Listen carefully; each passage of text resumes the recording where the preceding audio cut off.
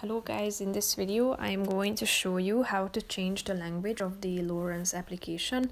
But first I just want to mention, don't forget to subscribe to my channel because at 10,000 subscribers I am going to show you my whole YouTube revenue statistics and growth strategy, how to make money online. Now let's jump into it. First of all, open the application on your phone. And then you should tap on this home button down below on the left side corner of the screen. Tap on this settings button next to your email address in the middle of the screen. Then you should scroll down to the language section.